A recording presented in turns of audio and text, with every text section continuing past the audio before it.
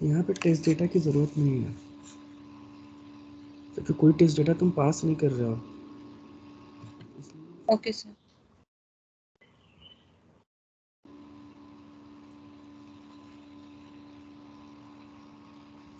और expected result में आपने क्या लिखा, इस पर क्लिक करने के बाद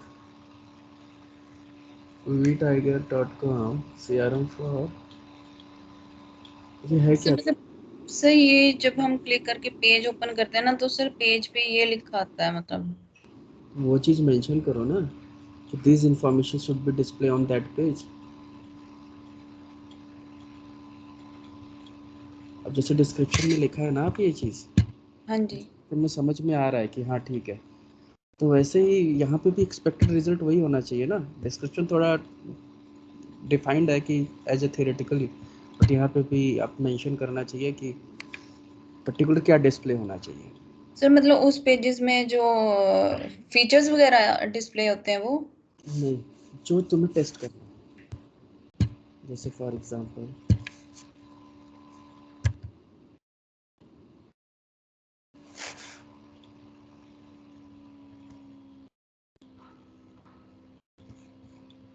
जैसे मान लो इस पे आपने क्लिक किया, तो जिस पे आप क्लिक करते हो तो एक नया टैब ओपन होता है ब्राउजर का। हाँ जी सर, ये मैंने ये वाला लिखा है जो ये शो हो रहा है ना। ये जो शो हो रहा है, नहीं नहीं सर, ऊपर ही जो टैब में शो हो रही है ना इंफॉर्मेशन, वो लिखी है अब ये। ये अब तो ये मुझे कैसे पता चलेगा कि ये वाली इन्फॉर्मेशन नहीं है? मैं जाके वो टेक्स्ट को कहाँ ढूंढूंगा? पहले तो मैं पेज पे आऊँगा, ठीक है, तो पेज पे आने के बाद तो मैं तो पेज पे सारी चीज़ें ढूंढूंगा ना। या तो तुम क्लियरली मेंशन करते कि अब इसमें क्या होगा, जैसे स्टेप ये होगा, मतलब डिस्क्रिप्शन ये लिख सकते हो कि जैसे on clicking on the V tiger CRM customer portal link, ठीक है, user should be navigated to vtiger.com। और कहाँ जा रहा है देखो, ये पूरा यूआरएल मेंशन करना था ना, user should be navigated to, ये पूरे यूआरएल यहाँ पे नेविगेट करेगा रेदर देन सिर्फ vtiger.com, ठीक है। एंड यहाँ पे नेविगेट करने के बाद user can see CRM outlook integration headings ने बैनर, ये बैनर होता है जनरली, तो बैनर में या तो आप ये लिख सकते हो कि title should be appear, title should be changed like CRM Outlook slash V tiger Microsoft Outlook plugin, so this page should be opened on the new tab of browser। Sir ये एक्सपेक्टेड रिजल्ट में लिखना है? हाँ, expected result में description में भी वैसे ही almost रहेगा कि जब आप उस पर क्लिक करते हो तो it should be navigated to the, या फिर ऐसे लिख सकते हो, डिस्क्रिप्शन में इतना लिख सकते हो कि after clicking on this link user needs to verify, ये जो बोल सकते हैं text CRM for Outlook integration page and text something. और जब एक्सपेक्टेड रिजल्ट में जाते हो तो एक्सपेक्टेड रिजल्ट में आपका होना चाहिए ये, एक पहली चीज़ तो ये नए टैब में ओपन होना चाहिए सेम ब्राउज़र के, उसका यूआरएल क्या होना चाहिए, यूआरएल ये पूरा होना चाहिए, और उसका टाइटल अगर वेरीफाई करें तो टाइटल अपना टाइटल ये आना चाहिए समथिंग। तो अगर मल्टीपल चीज़ें वेरीफाई कर रही है वो मल्टीपल चीज़ें एक्सपेक्टेड रिजल्ट में 1 2 करके डाल दो, ओके ठीक है। तो मतलब ऐसा होना चाहिए ना कि सामने वाला कैसे समझेगा वो चीज़। जैसे मैं था, मैं तो कंफ्यूज हो गया। अब सेम आपने क्या किया, फिर प्लगइन का सेम टेस्ट केस लिखा है, तो इसमें क्या कर रहे हैं, verify CRM V tiger CRM add on V tiger Outlook plugin, verify CRM add on V tiger office plugin. अच्छा, तो यहाँ पे मतलब एक और है ऑफिस प्लगइन, ओके। तो इसमें भी यूज़र क्लिक करने के बाद अब ऑफिस वाले प्लगइन पे जाएगा, ठीक है। तो यहाँ पे तुमने एक्सपेक्टेड रिजल्ट ही कुछ नहीं लिखा, अब वहाँ जाके वो क्या देखेगा? सर, मेरे को यही क्लियर नहीं हो रहा था, फिर इसलिए मैंने लिखा नहीं। देखो माइंडसेट चेंज करो थोड़ा सा। तो तुमको जैसे मैंने क्या बताया कि सामने वाले को ऐसे समझना है कि तुम्हारा टेस्ट केस कोई और अननोन बंदा देखने जा रहा है और वो टेस्ट केसेस पढ़ पढ़ के स्टेप परफॉर्म करेगा। जैसे मान लो कि अगर तुमको कोई सॉफ्टवेयर इंस्टॉल करने के लिए बोलता है, तो अगर कोई डॉक्यूमेंट दे देता है तो आप क्या करते हो, स्टेप बाय स्टेप देख देख के अब कहाँ नेक्स्ट पे क्लिक करना है, अब क्या फॉर्म फिल करना है, ऐसे ऐसे करके आप एंड तक कर ले जाते हो ना। तो वही सेम स्ट्रेटजी यहाँ पे भी होती है। आपको वैसे ही सोचना है कि सामने वाला आएगा, ठीक है इस पर क्लिक कर दिया, तुमने बताया इस पर क्लिक करो, ये स्टेप्स कैसे क्लिक करना है, ये स्टेप्स क्लिक करने के बाद उसको क्या देखना है, क्या चेक करना है कि क्या क्या चीज़ें होनी चाहिए और कहाँ होनी चाहिए। ओके। ठीक है, ओके। एक सर उसका लॉगिन के देख लो। हो गया theme verify V tiger CRM underscore user login with valid credential and blue theme। ठीक है, तो इसमें क्या है, when we open user CRM application and we enter the, अब ये देखो, ये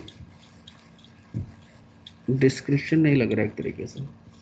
when we open the Gittiger CRM and we enter the valid username and password, select blue theme, then login page should navigate to the home page with blue theme। Okay ठीक है, तो enter username, third enter username and password, select theme, select language, username, ठीक है, successfully login to the home page with blue theme. ठीक है, sir ये test data new है क्या, कुछ इसमें कॉलम ऐड किया है? मैं डेटा अच्छा कॉलम, क्योंकि डेटा पास हो रहा है ना, जो डेटा बाहर से जाएगा वो डेटा कॉलम में होगा। ओके। थोड़ी वॉइस ना लो आ रही है, वॉल्यूम। या तो अगर कॉलम जैसे डेटा सेम पास करना है तो सेम एज एबव लिख सकते हैं, या रेफरेंस पास कर सकते हैं कि पर्टिकुलर कौन सा डेटा यूज करना है, otherwise data you have to pass.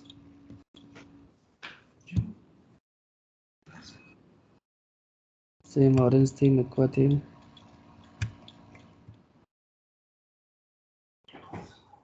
Valid and password blank,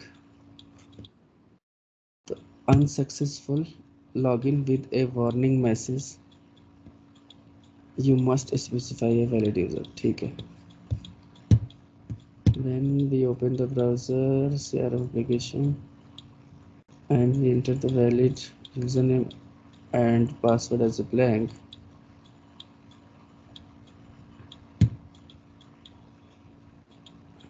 इसको और रिफाइन कर सकते हो डिस्क्रिप्शन को, when we are trying to log in with blank password, right, okay. then login should be unsuccessful, something। okay, Aqua theme combinations हो गए तुम्हारे।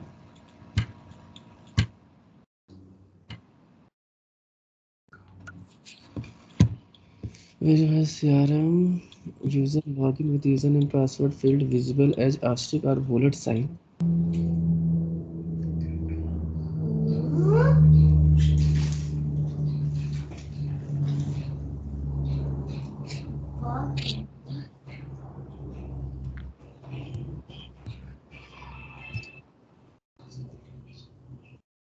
ये समझ में नहीं आई, ये क्या है?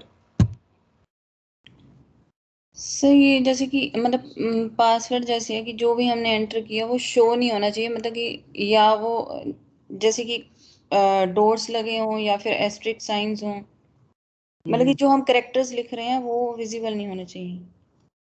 हाँ, तो those should be I encrypted, think those should be encrypted as a asterisk symbol। यहाँ बुलेट साइंस नहीं होना चाहिए ना फिर, ओके। ये बुलेट वाला हटाओ, तो मतलब those should be encrypted and shows as a asterisk symbols ना। Okay sir. हाँ, तो ऐसे करो। क्योंकि बुलेट से मैं कंफ्यूज हो गया, स्टिक तक तो समझ में आ रहा था। ओके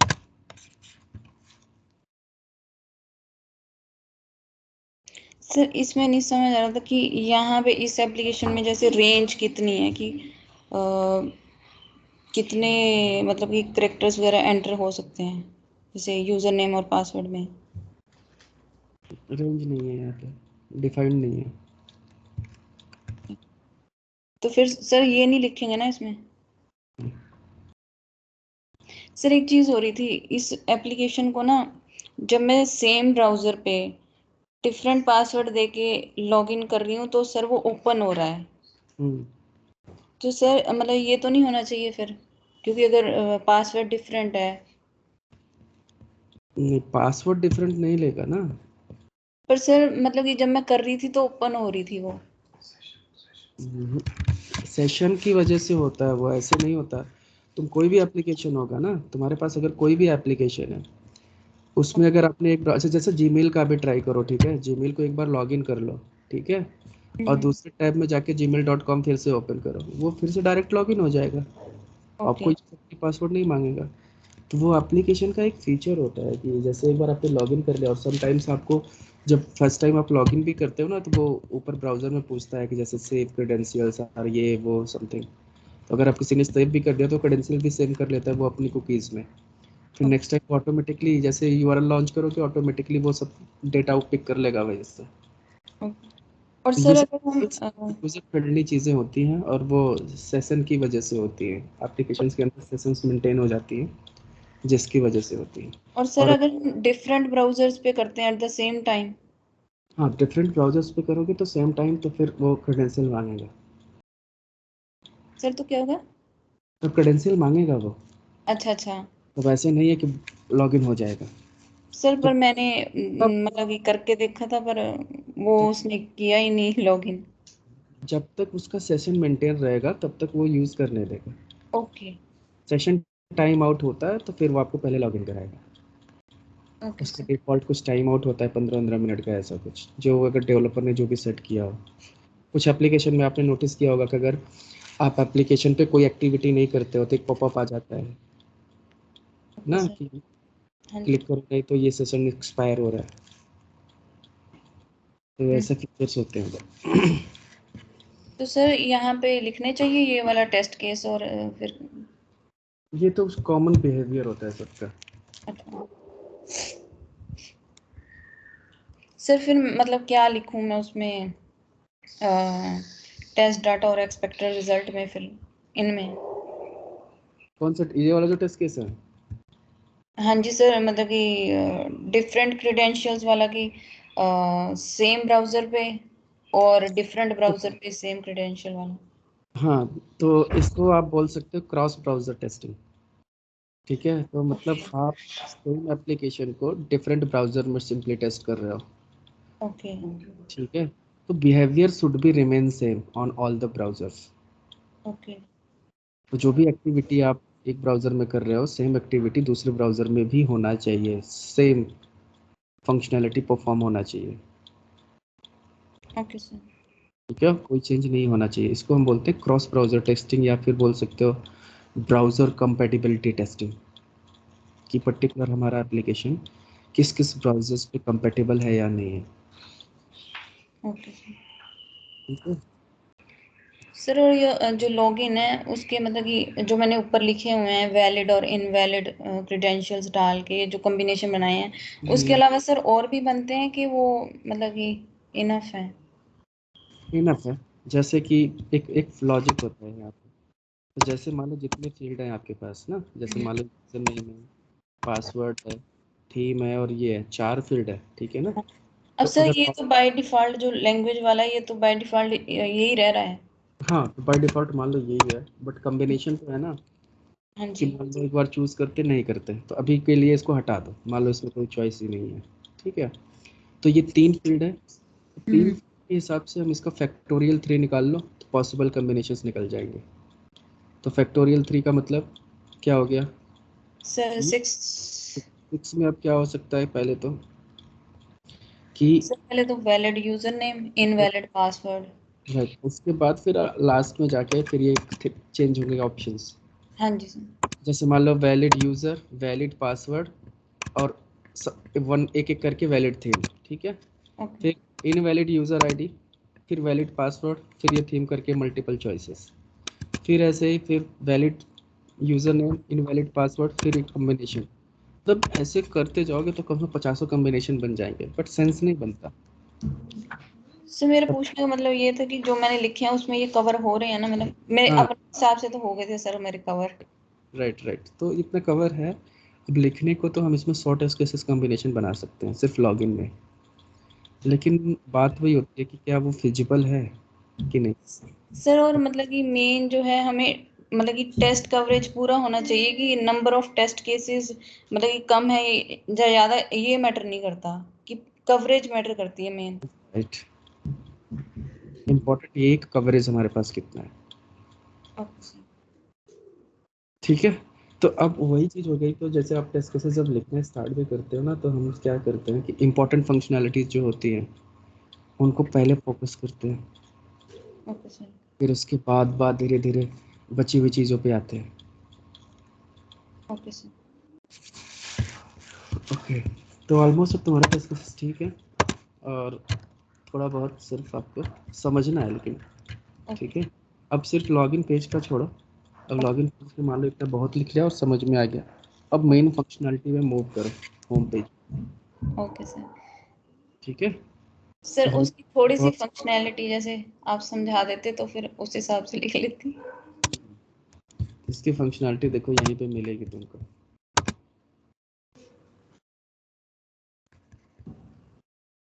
यहाँ पे था ऑप्शन, पहले वीडियो एक हुआ करता था।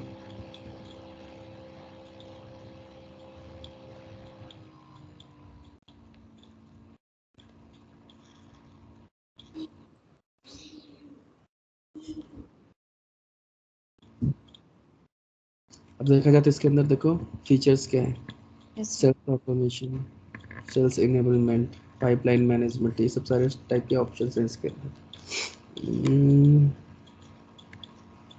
यहाँ पे जैसे सर मेरे को ये है कि हमने कहाँ से कहाँ जाना है, मतलब कि मेन फंक्शनैलिटी कहाँ से स्टार्ट होती है और एंड पॉइंट क्या है उसका। ये है, देखो वीडियो है, ठीक है। ये navigation in V tiger CRM, तो कैसे नेविगेट करेगा ये एप्लीकेशन, कहाँ जाएगा, कैसे जाएगा, यहाँ पे मिलेगा। फिर सर्विसेज में क्या क्या चीज़ें आप कर सकते हो, सेल्स में क्या करोगे, कैसे ये दूसरे को वर्क करेंगे ये तो इसमें सारी चीज़ें एंड टू एंड दे रखी हैं।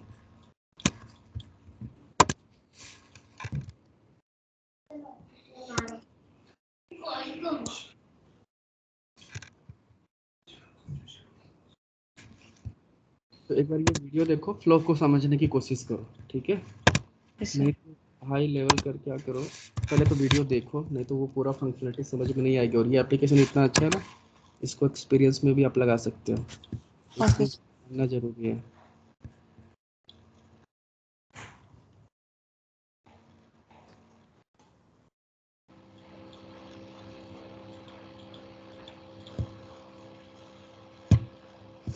ओके, तो और किसी को कुछ पूछना है आज?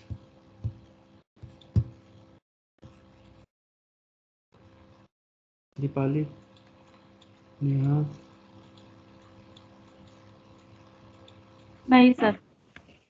ठीक है। तो टेस्ट केसेस एक दूसरे के रिव्यू करो, ठीक है, और अपनी फीडबैक शेयर करो। सर ऑटोमेशन की क्लास कब होगी? ऑटोमेशन की क्लास जब होनी होगी तब होगी, वो मैसेज कर दूंगा मैं। Okay sir. सर तो कई बार आपकी वॉल्यूम बड़ी लो हो जाती है। लग रहा है इसका माइक गर्म हो जाता है क्या? अभी ठीक है, हाँ जी सर। या तो इसकी माइक जिधर है उधर करके बोलो मैं, ठीक है।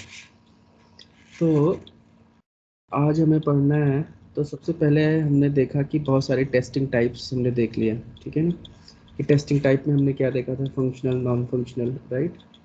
और उसके अंदर अब फंक्शनल में भी बहुत सारी चीज़ें होती हैं और नॉन फंक्शनल में भी होती हैं।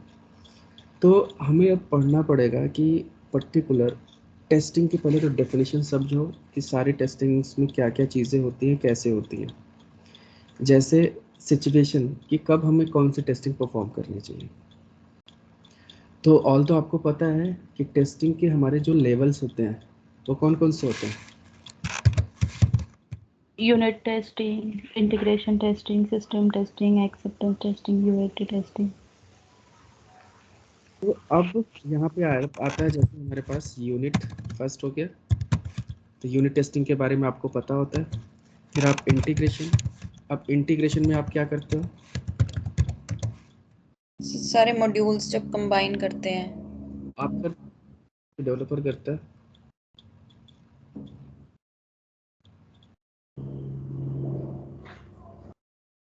बताओ अंडरस्टैंडिंग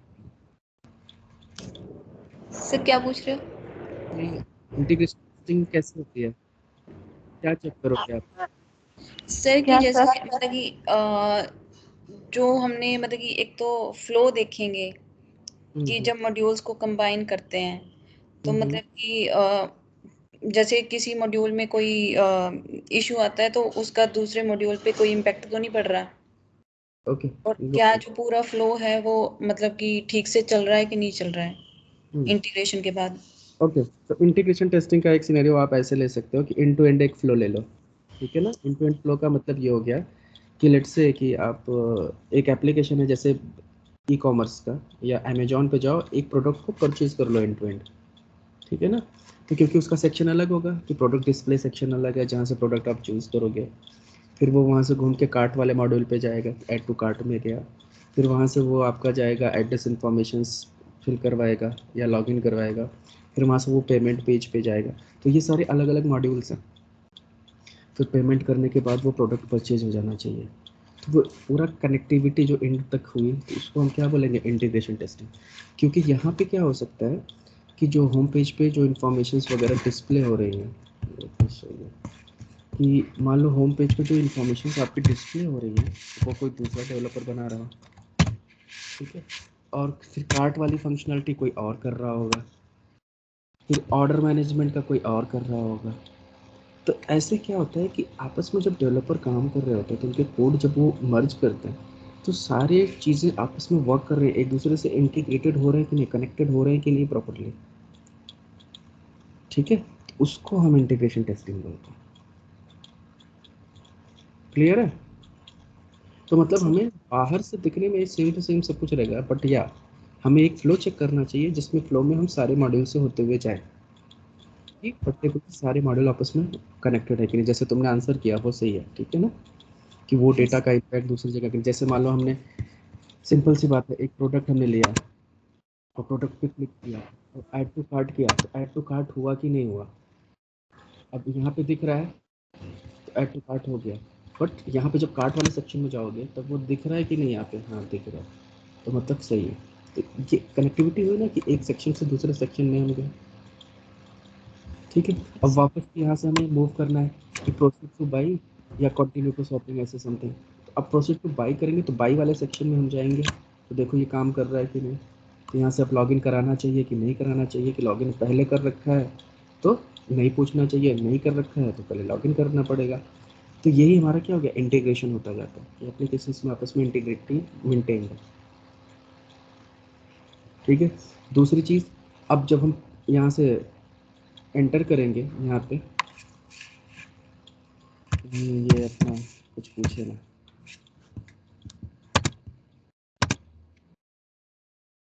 पता था।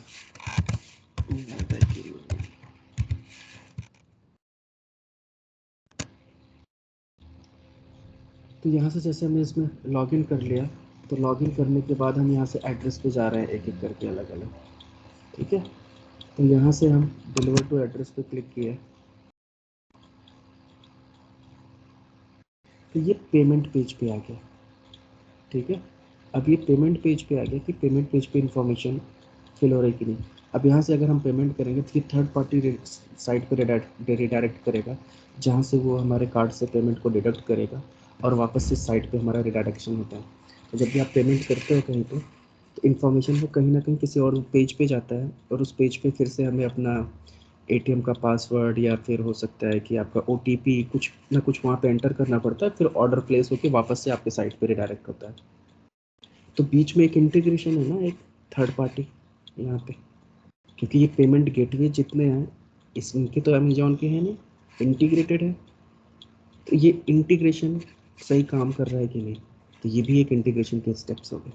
तो सिर्फ हमारे एप्लीकेशन के अंदर के मॉड्यूल के इंटीग्रेशन की बात नहीं हो रही है, वो भी इंटीग्रेशन होना चाहिए। और इसमें जो थर्ड पार्टी टूल्स लगे हैं, थर्ड पार्टी जो एपीआईज इंटीग्रेट हुई हैं, वो भी काम कर रही हैं कि नहीं कर रही हैं। तो ये पूरा फ्लो हमारा जब होगा तब इसमें हम सारी चीज़ें मेक श्योर करेंगे कि सारी चीज़ें की इंटीग्रेशन हो रखी है प्रॉपर और काम कर रहा है इंटीग्रेशन में।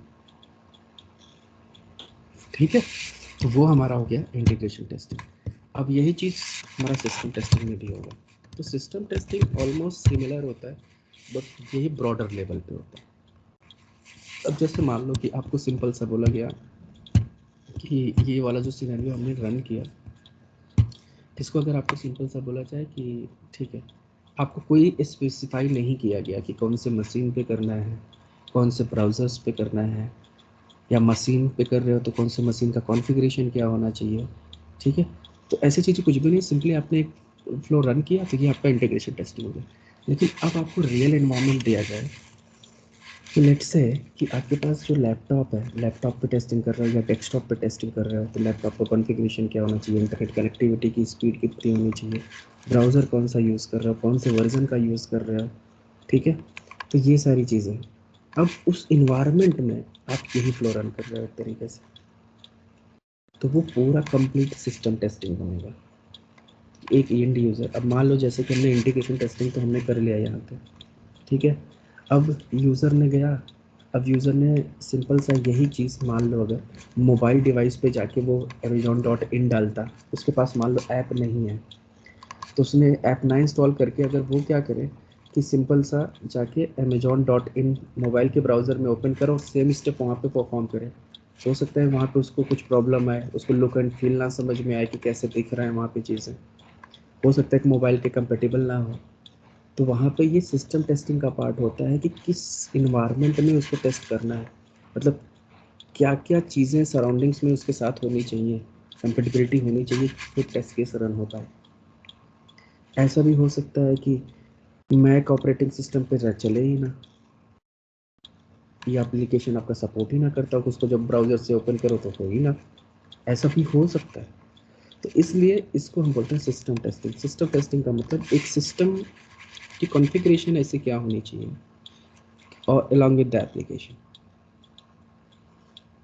ठीक है ना, तो उसके अंदर बहुत सारी भी चीज़ें हो सकती हैं कि मान लो अगर सिस्टम पे बहुत ज़्यादा यूजर्स का लोड है, तब आपका बिहेवियर सिस्टम का कैसा होना चाहिए, तो वो भी एक सिस्टम का पार्ट है। तो इसलिए सिस्टम टेस्टिंग को बहुत बड़ा होता है, मतलब सारी टाइप की टेस्टिंग सिस्टम के अंदर आ सकती है, एक तरीके से बहुत वाइड रेंजेस का होता है। अब इसी के साथ आता है कि एक होता है एक्सेप्टेंस टेस्टिंग, अभी किसी ने शायद बोला था दीपाली ने, और एक होता है यूज़र एक्सेप्टेंस टेस्टिंग। दोनों एक ही होता है, यूएटी। तो जैसे कल हमने बताया था कि जब हम डेव से क्यूए इन्वायरमेंट में आएंगे, क्यूए से यूएटी इन्वायरमेंट में आएंगे, तो यूएटी इन्वायरमेंट जनरली क्या होता है, प्रोडक्शन की कॉपी होती है, कल बताया था। तो यूज़र एक्सेप्टेंस टेस्टिंग जो होती है, ये जनरली इस टाइप की टेस्टिंग होती है कि इसके बाद सीधे कोड हमारा प्रोडक्शन पे चला जाएगा, मतलब ये एक तरीके से फाइनल टेस्टिंग मानी जाती है। और इस टेस्टिंग को करने के लिए हमारे पास अब इसमें कई सारी चीज़ें होती हैं। एक होती है अल्फ़ा टेस्टिंग,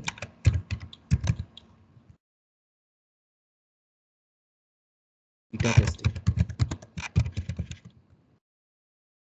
अब अल्फ़ा टेस्टिंग में क्या होता है कि अगर जो एक्सेप्टेंस टेस्टिंग हम कर रहे हैं, यूज़र एक्सेप्टेंस टेस्टिंग का मतलब ये हो गया कि सामने वाला यूज़र एंड यूज़र है, अब वो सिस्टम को एक्सेप्ट कर रहा है, तो एक बार वो आपको देखेगा सारी चीज़ें तब लेगा ना। जैसे मान लो कि आप जाते हो, मान लो कोई जीन्स वगैरह या फिर कोई फ्रूट्स लेना है, या फिर मान लो ऐसी कोई चीज़ जिसको आप पहले देखते हो या चला के देखते हो, जैसे मान लो मोबाइल फ़ोन हो गया।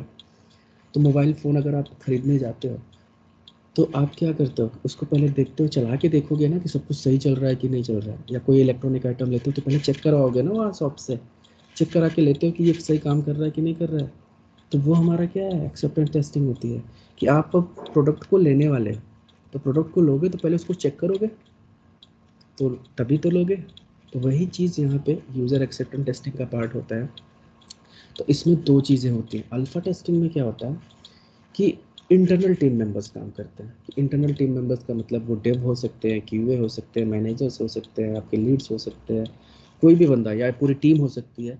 वो साथ में बैठें और बैठ के आप प्रोडक्ट की फाइनल टेस्टिंग एक तरीके से टेस्टिंग स्टार्ट करें। अब उसमें ये नहीं होता कि डिटेल टेस्टिंग, उसमें कुछ सिनेरियोज ऐसे शॉर्टलिस्ट करेंगे, और या डिपेंड करता है कि कितना फीचर उनको देखना है, कितना नहीं देखना है, वॉट।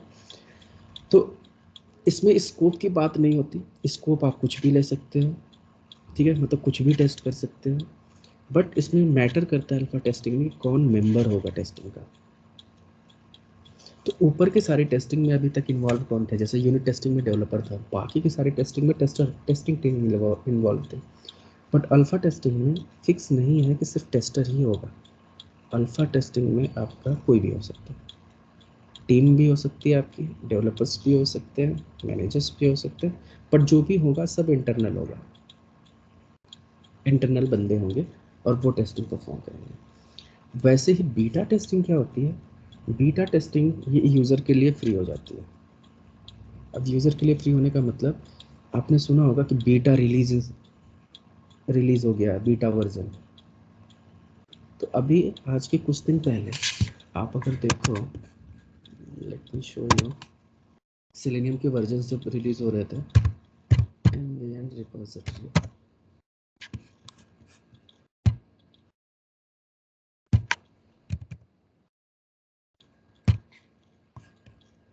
सर्च करो,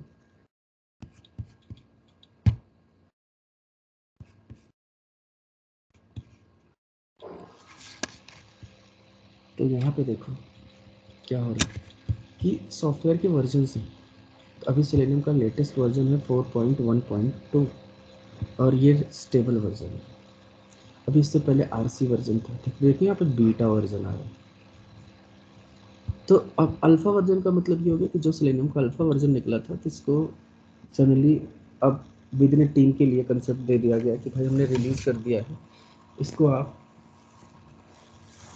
अलग अलग टीम मेंबर जो है उसको डाउनलोड करके अपना यूज़ कर सकते हैं। और अल्फा वर्जन का एक चीज़ ये भी होता है कि ये ज़्यादा रिलायबल नहीं होता, मतलब अभी काम इस पे चले रहा है कि मतलब डिफेक्ट्स मिलेंगे तो वो फिक्स करते जाएंगे। और बीटा वर्जन एक तरीके से यूज़ करने के लिए होता है कि बीटा वर्जन अब यहाँ पे अगर सेलेनियम का 4.0, क्योंकि सेलेनियम क्या हुआ 4.0 जब रिलीज़ हुआ, क्योंकि ये 3 से 4 नया सेगमेंट था एक तरीके से, कि जो सेलेनियम का 3rd जनरेशन था उसके बाद से ये 4th जनरेशन आने में करीब कई साल लगे। जैसे फॉर एग्जांपल देखो अगर, तो सेलेनियम का जो सबसे स्टेबल वर्जन था 3.0 नवंबर 18 में रिलीज़ हुआ था। तब से सेलेनियम 4.0 रिलीज़ करने के लिए काम करता गया। फाइनल जो रिलीज़ हुआ 21 में हुआ, तो लगभग 2 साल में, लगभग 2 साल में के बाद ये प्रोडक्शन पे आया लेटेस्ट वर्जन। तो इसका मतलब ये हुआ कि ये प्रोडक्ट का जो वर्जन है ये बीच में टेस्टिंग होते हुए आया। तो बीटा वर्जन का मतलब ये हो गया कि उन्होंने अपने सॉफ्टवेयर सर, को, हाँ बोलो। जैसे सिलेनियम अगर मेरे पास सॉफ्टवेयर होगी तो ये वर्जन जितने आते रहेंगे तो क्या हमें हमेशा अपडेट करना पड़ेगा? राइट, तो हमेशा नहीं, रिक्वायरमेंट के साथ। ओके, और ये सब परचेज करने होते हैं? नहीं, फ्री होता है, सेलेनियम फ्री होता है। तो यहाँ से यही कंसेप्ट होता है हमारा बीटा वर्जन। बीटा वर्जन का मतलब ये हो गया कि आपको सॉफ्टवेयर मार्केट में रेडली अवेलेबल है, आप उसको डाउनलोड करो, उसको यूज़ करो, और आपको अगर कोई डिफेक्ट मिलता है तो आप क्या करोगे, इनसे कॉन्टैक्ट करो। तो वो डायरेक्ट, जैसे अभी अभी आपको पता चला होगा कुछ दिन पहले फेसबुक हमेशा कुछ ना कुछ निकालता रहता है कि अगर हमारे सॉफ्टवेयर में कोई भी डिफेक्ट मिल गया फेसबुक की साइट पे तो आपको कुछ रिवार्ड्स मिलेंगे समथिंग। तो उसका मतलब वो ओपन चैलेंज करते हैं कि आप इसको टेस्ट मतलब यूज़ करो, और यूज़ करते करते भी बंदे को प्रॉब्लम्स फाइंड आउट हो जाती हैं। तो वो हमारा जो होता है वो बीटा वर्जन होता है, उसी को हम बीटा टेस्टिंग बोलते हैं। तो मतलब प्रोडक्शन पे फाइनल वर्जन रिलीज़ करने से पहले हम कुछ दिनों के लिए बीटा वर्जन रिलीज़ करते हैं, जिससे यूज़र नॉर्मली उसको यूज़ करना स्टार्ट करते हैं। जब यूज़र स्टार्ट करेंगे उनको कोई चैलेंजेस आएगा तो वो कमेंट करेंगे या फिर कोई वो हमें मेल करेंगे या हमसे कांटेक्ट करेंगे, बताएंगे कि पर्टिकुलर ये प्रॉब्लम है, अभी यहाँ पे ये प्रॉब्लम है। क्योंकि जब एप्लीकेशन बड़ा होता है तो पता नहीं होता ना कितनी पॉसिबिलिटीज़ हो सकती हैं टेस्टिंग की, हो सकता है कुछ मिस हो गया हो। बट फ्रिक्वेंटली मार्केट में जब लोग यूज़ करने शुरू करेंगे सबको समझ में आ जाता है कि नहीं ठीक है ये रिलायबल है। तो ये हर एक प्रोडक्ट के केस में होता है। आप कोई ऐसे मोबाइल फ़ोन ले लेते हो जैसे कि जो कि बहुत पॉपुलर है मार्केट में, बट हो सकता है कि आपका जो मोबाइल आपने लिया हो वहाँ पे कुछ प्रॉब्लम हो, उसमें काम ना कर रहा हो कुछ फंक्शनैलिटी। नॉर्मली आपने चेक करके लिया तो ठीक था, लेकिन घर गए जब उसको पूरा प्रॉपर तरीके से यूज़ करने लगे तो एक हफ्ते बाद आप नोटिस करते हो कि नहीं कुछ तो प्रॉब्लम है इसमें, हैंग हो रहा है ये। तो वो एक तरीके से क्या हो गई। तो अगर वो वापस हो जाता है मोबाइल तो बीटा टेस्टिंग में थे, ठीक है, वापस नहीं मिला तो मतलब फंस गए आप। तो ये सारी चीज़ें होती है। तो बीटा टेस्टिंग भी यूज़र एक्सेप्टेंस टेस्टिंग का पार्ट होता है, बट ये जनरली रियल यूजर्स इसको टेस्ट करते हैं। तो अल्फ़ा में एक तरीके से इंटरनल टीम इन्वॉल्व होती है, बट बीटा जो होता है उसमें पूरा का पूरा एक्सटर्नल यूज़र होते हैं, रियल यूजर्स जिसको आप बोलते हैं एप्लीकेशन को यूज़ करने वाले। तो ये बीटा टेस्टिंग का कंसेप्ट समझ में आया। अल्फ़ा बीटा एंड यूटी ये बहुत इंपॉर्टेंट फेज होता है टेस्टिंग का, क्योंकि इसी के बाद प्रोडक्ट हमारा रोल आउट हो जाता है, रिलीज़ हो जाता है। तो यहाँ तक किसी को कोई क्वेश्चन?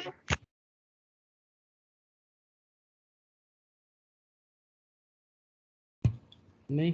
सर जब मतलब क्वेश्चन पूछा जाएगा अल्फा टेस्टिंग और बीटा टेस्टिंग के रिगार्डिंग, तो मेनली हमें मतलब ये आंसर करने की alpha testing internal team members करते हैं और beta testing real time users.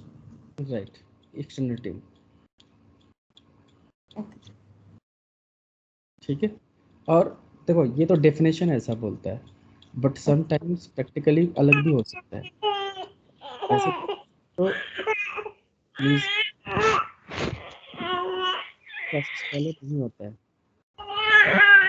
तो सिर्फ यूएटी की एक टीम बनी होती है जो यूएटी टेस्टिंग करती है, बट फर्दर वो उसके अंदर अल्फा बीटा नहीं करते हुआ, वो एक ही बार अपने तरीके से कर लिया हो गया। बट ये डेफिनेशन के हिसाब से यहाँ पे होता है ये। बट कंपनियां एकदम लीगल तरीके से सोचो कि ये अप्रोच फॉलो ही करें तो बहुत मुश्किल, बहुत कम कंपनियां होती है जो ऐसे अप्रोचेस फॉलो करती हैं। ठीक है, ओके। अब बात करते हैं हम अनदर टाइप ऑफ टेस्टिंग, जो नॉन फंक्शनल टेस्टिंग होती है। अब नॉन फंक्शनल टेस्टिंग में क्या क्या चीज़ें आती हैं। अब नॉन फंक्शनल अगर हम बात करें,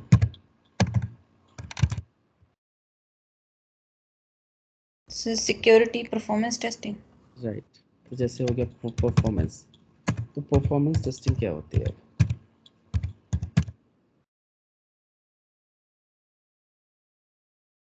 टेस्टिंग में अब क्या होगा कि किसी भी सिस्टम की परफॉर्मेंस चेक करना, क्योंकि जब भी कोई सिस्टम डिज़ाइन होता है तो हर सिस्टम की एक लिमिटेशंस होती है, वो कितना लोड लेके चल सकता है, सिस्टम की परफॉर्मेंस कैसी होनी चाहिए।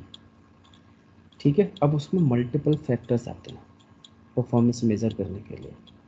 तो ये भी एक तरीके का टेस्टिंग होती है और ये मार्केट में बहुत पॉपुलर है। इसको हम नॉर्मली नहीं कर सकते, इसके लिए हमें टूल्स यूज़ करना पड़ता है, जैसे लोड रनर हो गया, जे मीटर हो गया, नियो लोड हो गया। ठीक है, तो ऐसे बहुत सारे मार्केट में टूल हैं, इसके भी सेपरेट कोर्स होते हैं टेस्टिंग के, परफॉर्मेंस टेस्टिंग मेज़र करने के, कि आपका सिस्टम कितना कंपेटेबल है, कितना लोड लेके चल सकता है। तो जो बड़े बड़े ई कॉमर्स बेस्ड प्लेटफॉर्म है उनकी परफॉर्मेंस टेस्टिंग होके ही वो प्रोडक्शन पे जाती हैं। क्योंकि जैसे मान लो हमारा अमेजॉन वगैरह हो गया, मान लो होली का सेल लाइव हो गया होगा, तो इस टाइम पे इसमें यूजर्स के लोड बहुत ज़्यादा होगा। ठीक है ना, तो जब यहाँ पे इस टाइम पे लोड बहुत ज़्यादा होगा तो होगा क्या कि हो सकता है कि ऐसे 10 लोग इकट्ठे इसको काम कर रहे हो और प्रॉब्लम क्रिएट हो जाए, वो आपको बार बार लॉग आउट कर दे, ऐसे कर दे, तो वो हमारी प्रॉब्लम्स होती हैं। तो इसकी वजह से हमें पहले परफॉर्मेंस टेस्टिंग करनी पड़ती है। तो परफॉर्मेंस टेस्टिंग का मतलब ये लोग, कुछ लोग तो ऐसे समझते हैं कि सिस्टम का परफॉर्मेंस चेक करना है, लेकिन सिस्टम का परफॉर्मेंस चेक तो करना है, ठीक है, सिस्टम सही तो चल रहा है, लेकिन उसकी एक सर्टेन कंडीशन होती है कि कैसे परफॉर्मेंस करना। जैसे मान लो कि आप, सिंपल सी बात है कि अगर आपको बोला जाए कि आपके पास सिंपल सा दोनों हाथों में 2-2 केजी का कोई बैग है और आपको बोला जाए कि चलो आप 1 किलोमीटर तक चलते जाओ, तो हो सकता है कि आप 2-2 केजी के एक बैग दोनों हाथ में लेके 1 किलोमीटर तक चल सकते हो।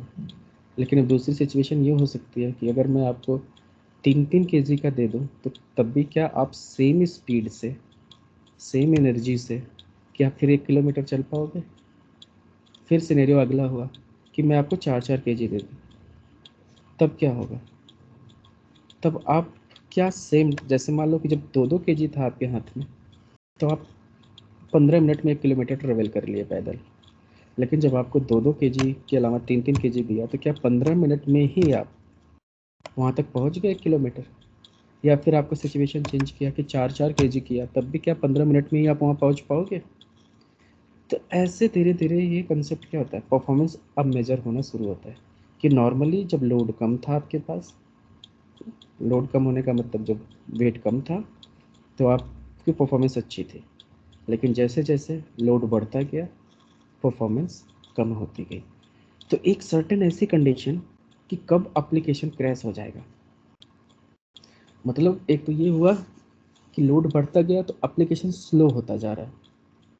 लेकिन एक ऐसी भी सिचुएशन आ सकती है कि आपके सामने 50 केजी उठा के रख दिया कि जिससे कि अब आप उठा ही नहीं पा रहे हो, मतलब आप एक कदम भी नहीं चल पा रहे, तो वहाँ से मतलब सिस्टम क्रैश होना शुरू हो गया कि अब इतना अगर लोड आ गया तो एप्लीकेशन चलेगा ही नहीं, लॉन्च ही नहीं होगा। तो ये क्राइटेरिया सेट करना पड़ता है, तो इसको टेस्ट करना पड़ता है। तो अब इसमें इसमें भी जो होते हैं चीज़ें डिफ़ाइन पहले से की जाती हैं कि जैसे मान लो कि हम ये जो एप्लीकेशन बना रहे हैं तो इसको कितने लोग एक्सेस करेंगे। अब जैसे देखा जाए तो वर्ल्ड वाइड में सबसे ज़्यादा जो लोड है आज के डेट में, कोई भी एप्लीकेशन है जिसमें सबसे ज़्यादा लोड है, तो एक तो यूट्यूब हो सकता है, दूसरा नेटफ्लिक्स हो सकता है। तो यूट्यूब, नेटफ्लिक्स पे इतना ज़्यादा लोड है कि उसको 24/7 पूरा इंटायर वर्ल्ड यूज़ कर रहा है। अब हो सकता है कि Amazon.in को या फ्लिपकार्ट को सिर्फ इंडिया में लोग यूज़ कर रहे हैं, तो इंडिया के टाइमिंग पे हो सकता है कि इस पे लोड ज़्यादा रहता हो दिन में, बट रात में 12 बजे के बाद हो सकता है रात में सुबह 6 बजे से पहले लोड कम रहता हो, और हो सकता है कि बहुत गिने चुने यूज़र ही उस पर रहते हो। बट नेटफ्लिक्स जैसा हुआ, यूट्यूब जैसा हुआ एप्लीकेशंस हैं, इनको तो वर्ल्ड वाइड 24/7 देख रहे हैं, तो कभी भी कितना भी लोड हो सकता है ना। तो इस वजह से हमारा एप्लीकेशन की परफॉर्मेंस क्या होगी कि जब उस पर यूज़र लोड आता है। अब जैसे मान लो हमारा अमेजॉन ही है, अमेजॉन में हमने, अब इनका जो कॉन्फ़िगरेशन एप्लीकेशन डिज़ाइंड हुआ है और उसका जो हार्डवेयर का जो कॉन्फ़िगरेशन होगा, जहाँ पे ये सर्वर होस्ट, ये जिस सर्वर पे होस्ट हो रखा होगा, हो सकता है कि उसका XYZ कॉन्फ़िगरेशन होगा। अब कॉन्फ़िगरेशन का मतलब ये हो गया उसकी प्रोसेसर की स्पीड कितनी होगी। जैसे मान लो अगर हम अपना लैपटॉप ख़रीदते हैं तो हम देखते हैं ना कि हमारे प्रोसेसर की स्पीड क्या है। पहले तो देखते हैं कि पर्टिकुलर 2.4 है या फिर आपका कौन सा जनरेशन है, i5 है, i3 है, i7 है, i9 है, वॉटेवर, ठीक है। इसके बाद फिर उसमें भी कॉन्फ़िगर होता है कि जैसे आपने i7 लिया तो i7 में भी कई सारी वैराइटीज़ होती हैं जिसमें प्रोसेसर्स की पावर देखी जाती है कि प्रोसेसर्स की प्रोसेसिंग पावर कितनी ज़्यादा है, 2.4 है, 3.6 है, कितने गीगाहर्ट्ज़ पे ये चल रही है, डुअल कोर है कि कोर टू डीओ है, पेंटियम 5 है, वॉटेवर। तो ऐसे अलग अलग तरीके से हम उसके वो निकालते हैं। उसके बाद फिर हम निकालते हैं कि उसकी रैम कितनी है। रैम जितना ज़्यादा होता है उतना ज़्यादा फास्ट होता है आपका सर्वर या आपका सिस्टम, ठीक है। उसके साथ साथ रैम बढ़ता है तो ग्राफिक्स कार्ड वगैरह, ग्राफिक्स की पावर कितनी होनी चाहिए कि वो प्रॉपर रेंडर कर सके चीज़ों को। तो ऐसे ही उसके साथ बैकग्राउंड में ऑपरेटिंग सिस्टम कौन सा सपोर्ट करेगा। अगर मान लो बहुत ज़्यादा हाई कॉन्फ़िगरेशन लगा तो जो सर्वर्स होते होंगे उनके, तो वैसे उन सर्वर्स पे 10-10 12-12 CPU लगे होते होंगे इकट्ठे, और जिसमें कम से कम नहीं तो एक एक CPU में 32-32 GB का रैम लगा होगा या उससे भी ज़्यादा पावरफुल होता है, जिस सर्वर पे अमेजॉन वगैरह इंस्टॉल होते हैं। तभी उसमें करंट यूज़र की अगर हम बात करें तो एक टाइम पे कम से कम लाखों यूज़र इकट्ठे जाके शॉपिंग कर सकते हैं। और जब टाइम ऐसा आता है कि सम टाइम की जब जैसे कोई फेस्टिवल टाइम है, उनका कोई स्पेशल ऑफर चल रहा होता है, तो उस टाइम पे उनके हार्डवेयर कॉन्फ़िगरेशन कम से कम 10-10 लाख यूज़र को इकट्ठा एक साथ साइट पे आके बंदे शॉपिंग करके जा सकते हैं। मतलब इतना ज़्यादा कैपेसिटी हाई होती है। तो ये सारी चीज़ें पहले टेस्ट होके जाती हैं कि कैसे ये अब आप खुद सोचो कि इन चीज़ों को रियल टाइम कैसे बंदा टेस्ट करेगा कि 10 लाख यूज़र का इकट्ठे कहाँ हमारे कंपनी में होंगे कि इकट्ठे आके उस साइट को एक्सेस करें। आप तो 5 बंदे हो, 5 बंदे इकट्ठे जाके साइट को टेस्ट करोगे तो उसका मतलब कोई लोड ही नहीं है, तो आपको लगेगा परफॉर्मेंस बहुत अच्छा है, लेकिन नहीं। रियल टाइम परफॉर्मेंस टेस्टिंग करने के लिए जब टूल कोई यूज़ करते हैं जैसे लोड रनर हो गया, जेमीटर, तो वहाँ पे हम वर्चुअल यूजर्स के लोड डालते हैं उसमें प्रोग्राम के थ्रू, टूल्स के थ्रू, तब वो सर्वर पे लोड जाता है और फिर हम पर्टिकुलर सिनेरियो को टेस्ट करते हैं कि लेट से लॉगिन सिनेरियो है हमारा, तो पहले हम 10,000 यूज़र से कर रहे हैं, फिर 1 लाख यूज़र से कर रहे हैं, तो क्या सेम टाइम पे वो लॉगिन हो पा रहा है, क्या टाइम ज़्यादा लग रहा है इस बार। तो जनरली ये जो मेज़रमेंट होता है परफॉर्मेंस टेस्टिंग होता है। तो परफॉर्मेंस टेस्टिंग जो करते हैं वो मल्टीपल फैक्टर्स पे होता है। परफॉर्मेंस टेस्टिंग की अगर हम डेफिनेशन की बात करें तो सिस्टम की परफॉर्मेंस चेक करना बेस्ड ऑन सर्टेन कंडीशंस, जैसे कि लोड, इसके अंदर एक चीज़ आ गया लोड टेस्टिंग। एक होता है स्ट्रेस टेस्टिंग, एक होता है आपका वॉल्यूम टेस्टिंग। सर एक चीज़ पूछनी थी बोलो। सर, जैसे लो टेस्टिंग होती है कि ये डिज़ाइन नंबर ऑफ यूज़र्स, मतलब कि सपोज करो जैसे कि 500 है, तो मतलब कि वो उसका लोड हो गया कि एट ए टाइम इतने यूज़र्स जो हैं, मतलब अच्छे से परफॉर्मेंस हो पाएगी एप्लीकेशन की। अब सर जैसे कि आप मतलब कि जैसे सपोज करो अमेजोन पे सर वो आप चल रहे कि होली फेस्टिवल की सेल चल रही, तो सर फिर जैसे एकदम से यूज़र बढ़ जाते हैं तो फिर sir design number of user change हो जाते हैं। तो वो सर्वर के कॉन्फ़िगरेशन के ऊपर है ना, कि जैसे मान लो कि उन्होंने बना के रखा है कि मैक्सिमम जो है कितने यूज़र तक एप्लीकेशन की परफॉर्मेंस कंसिस्टेंट रहेगी, कि जैसे मान लो 2 लाख यूज़र तक आएंगे तो सिस्टम की परफॉर्मेंस पे कोई फ़र्क नहीं पड़ेगा। उससे ज़्यादा होते हैं तब फ़र्क पड़ना स्टार्ट हो सकता है। तो उनका हार्डवेयर ही ऐसा डिज़ाइन होता है पहले से। तो 2 लाख नहीं हुए, 10,000 है तो 15,000 है तो कोई फ़र्क ही नहीं पड़ रहा है, 2 लाख तक कोई फ़र्क नहीं पड़ेगा। उसके बाद तब कितने पे जाके फ़र्क पड़ेगा वो भी डिपेंड करता है, वो भी उनके पास मेजरमेंट होता है जिसको बोलते हैं बॉटलनेक टेस्टिंग। ठीक है, तो परफॉर्मेंस टेस्टिंग जो मेज़र होता है ये इन फैक्टर्स पे भी डिपेंड करता है कि लोड टेस्टिंग पहले वो करके देखेंगे। अब लोड टेस्टिंग का मतलब ये हो गया कि धीरे धीरे सिस्टम पे लोड बढ़ाते जा रहे हैं, सिस्टम की परफॉर्मेंस मेज़र कर रहे हैं। कि जैसे मान लो कि अब सेम सिनेरियो है, ठीक है, अभी 10 यूज़र के साथ 10 यूज़र जो है कंकरेंटली अलग अलग 10 प्रोडक्ट खरीद करके चेकआउट कर रहे हैं। फिर वो कितनी देर में कर रहे हैं वो ऑपरेशन, वो मेज़र किया गया। फिर अब 100 यूज़र के साथ हमने वही प्रोसेस फिर से शुरू किया, फिर 500 यूज़र्स के साथ, फिर 1000 यूज़र्स के साथ, ऐसे ऐसे हम बढ़ाते चले जा रहे हैं। अब हम एक सर्टेन कंडीशन तक चाहेंगे कि जैसे हमारी कैपेसिटी है, हमें पता है कि मार्केट में हमारे इतने कस्टमर है, एक साथ इतने टेस्टर्स इतने कस्टमर्स आ सकते हैं, तो फिर हम मैक्सिमम उस लिमिट तक जाएंगे और उतना यूज़र का लोड डालेंगे और फिर टेस्ट करना स्टार्ट करेंगे कि उतने लोड के बावजूद भी हमारे सिस्टम की परफॉर्मेंस क्या है, क्या प्रॉपर सब कुछ सही हो रहा है, हो रहा है तो ठीक है, कोई प्रॉब्लम नहीं। फिर सिर्फ उतना तक ही नहीं रुकते, फिर उसका पहले बॉटलनेक फाइंड आउट करेंगे। अब बॉटलनेक फाइंड करेंगे कि पर्टिकुलर, चलो 2 लाख तक तो हमने मान के चला था कि सिस्टम का परफॉर्मेंस कंसिस्टेंट रहेगा, जो कि सही है, लेकिन अभी और ये कितना लोड ले सकता है कि किस सिचुएशन में हमें हार्डवेयर की कॉन्फ़िगरेशन चेंज करनी पड़ सकती है, क्योंकि लिमिट भी तो उनको पता होना चाहिए राइट। तो Yes, उसको हम बॉटलनेक बोलते हैं। तो वो फिर अब 2 लाख तक उनको पता था कि सिस्टम परफॉर्म सही करेगा, तो 2 लाख से फिर बढ़ाना शुरू किया कि 2,10,000 किया, तब चेक किया, तब भी सही चल रहा है। 2,30,000 किया, 30,000 जैसे और इंक्रीज़ किया, फिर थोड़ा सा एप्लीकेशन हल्का सा स्लो हुआ। मतलब जो काम पहले 1 मिनट में होता था, अब वो हो सकता है कि 1 मिनट 5 सेकंड ले रहा हो, बट वहाँ तक ठीक है, अभी उतना कैपेबिलिटी लेके सर्वर चल सकता है। फिर 1.5 लाख, मतलब 2.5 कर दिया। तो अब 2.5 lakhs में जब यूज़र इकट्ठे आए, तब सिस्टम स्लो हो गया, स्लो होना शुरू हो गया। मतलब अब वही जो 1 मिनट वाला काम था वो 2 मिनट में होना शुरू किया। और जैसे यूज़र 3 लाख का लोड पड़ा, सिस्टम बैठ गया। सपोज करो कि नहीं, अब वो चल ही नहीं पा रहा है, आप ब्राउज़र ओपन करो, लॉगिन ही नहीं ले पा रहा है वो, क्योंकि इकट्ठे 3 लाख यूज़र लॉगिन करने की कोशिश कर रहे हैं, नहीं हो पा रहा। तो वहाँ से जाके पता चला कि सिस्टम जो है अब यहाँ पे जाके क्रैश हो जाएगा। तो अब ये जो कंसेप्ट हो गया वो हमारा स्ट्रेस टेस्टिंग हो गई कि ऐसी सर्टेन लिमिट, मतलब लोड की सर्टेन लिमिट जब सिस्टम फेल हो जाए या काम करना बंद कर दे, तब हमारा वो स्ट्रेस टेस्टिंग होती है।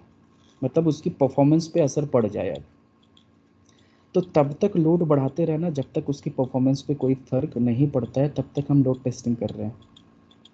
लेकिन जब उसके परफॉर्मेंस पे असर पड़ना शुरू हो गया, तो हमारा स्ट्रेस टेस्टिंग शुरू हो जाता है वहाँ से, एक सर्टेन लेवल के बाद। जैसे आप खुद ही कहते हो ना कि जैसे बहुत स्ट्रेस में है, तो अगर बंदा सच में बहुत टेंशन में है, बहुत स्ट्रेस में है, तो वो क्या सेम पेस से काम कर पाएगा जैसे वो हैप्पी होकर करता है?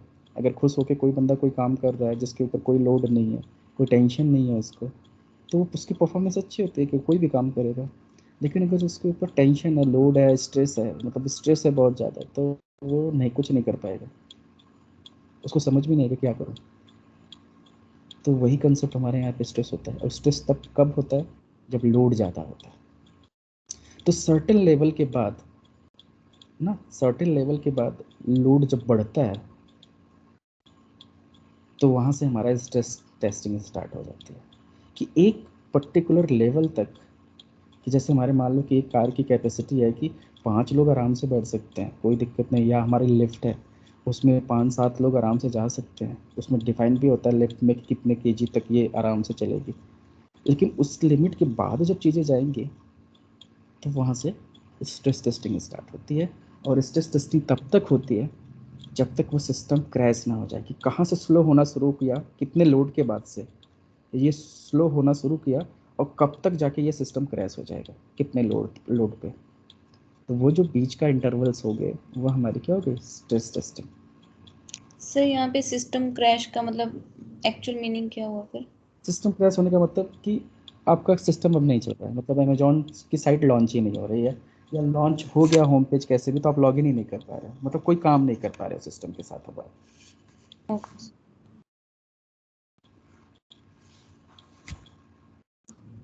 तो सिस्टम क्रैश का यही मतलब है कि आप सिस्टम को यूज़ नहीं कर पा रहे, तो आपके लिए वो अनअवेलेबल है। अब इसका ये मतलब नहीं होता, कुछ लोग ऐसे बोलते हैं कि इतना लोड डाल दो कि हार्ड डिस्क जल जाए, रैम उड़ जाए, ऐसे नहीं होता चलना। ठीक है, तो वो मेजरमेंट होता रहता है। ओके सर, सॉक टेस्टिंग भी इसी के अंडर आता है? कौन सा? Soak test. Soak testing spelling?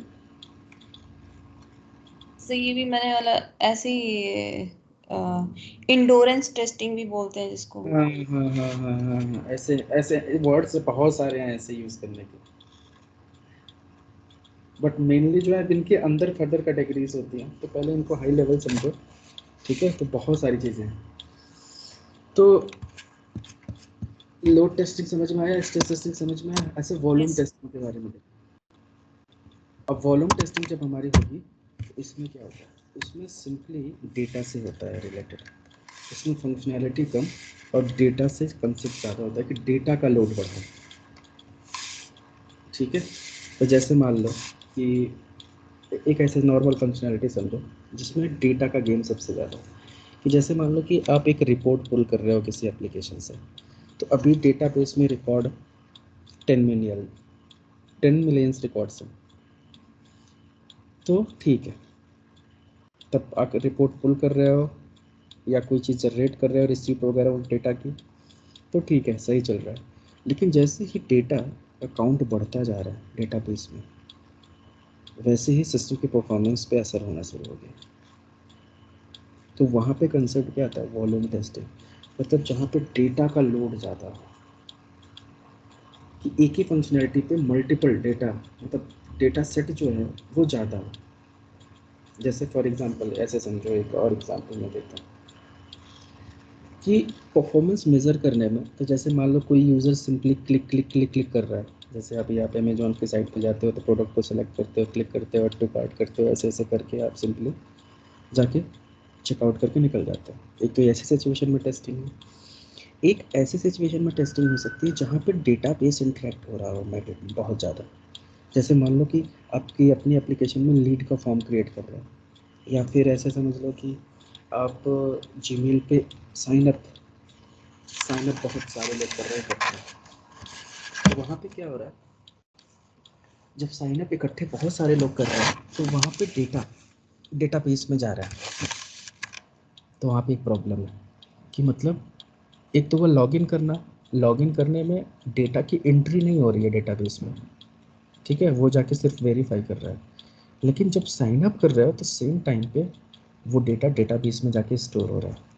अब बहुत सारे यूजर्स इकट्ठे अगर सेम सिनेरियो कर रहे हैं रन, ठीक है ना, बहुत सारे यूज़र इकट्ठे सेम टाइम पे वही काम कर रहे हैं, तो उसमें अब डेटा पिक्चर में आ गया कि डेटा का लोड बढ़ रहा है डेटाबेस के ऊपर।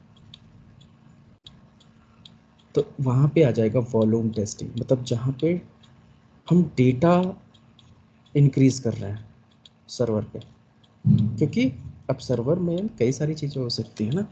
एक तो आपके एप्लीकेशन को रन करना, कि कोड वगैरह जो लिखा है यूआई साइड से, और बैकएंड में डेटाबेस से भी इंटरेक्ट कर रहा है वो, तो उसका भी तो लोड होगा अलग से, कि उसकी कितनी कैपेसिटी होनी चाहिए।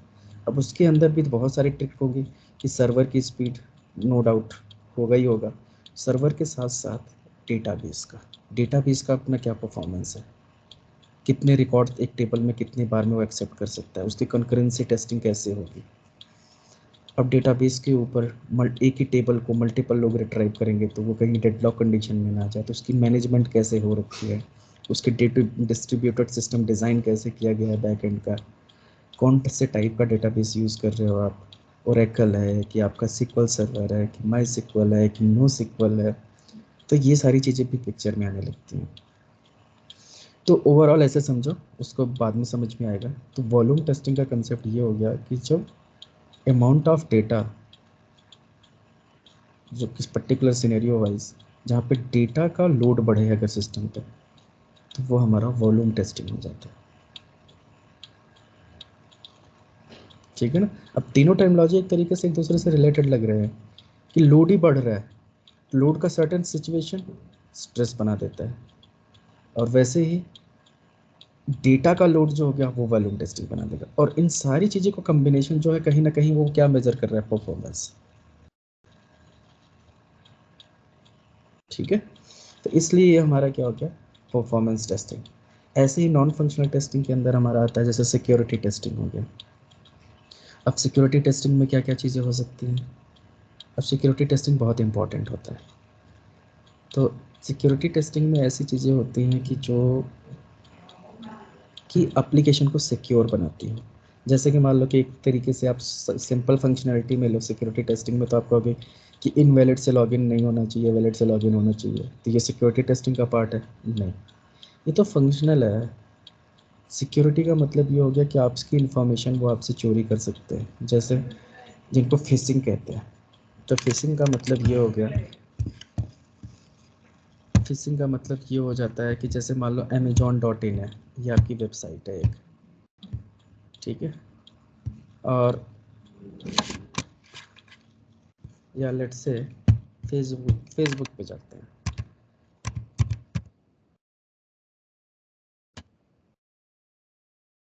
ठीक है। अब फेसबुक की साइट पे आ गए, अब फेसबुक की साइट पे आए तो यहाँ पे आप यूज़र आईडी डालते हो, पासवर्ड डालते हो, फिर ऐसे लॉगिन करते हो। अब मान लो किसी को, कोई नया यूज़र है, उसको स्पेलिंग ज़्यादा करेक्ट नहीं था, उसको पता चला फेसबुक। अब वो कोई आके इसको ऐसे भी तो टाइप कर सकता है, फेसबुक समझ के। अच्छा यूआरएल क्या था, फेसबुक, उसने ऐसे लिया फेसबुक और .com करके ऐसे एंटर कर लिया।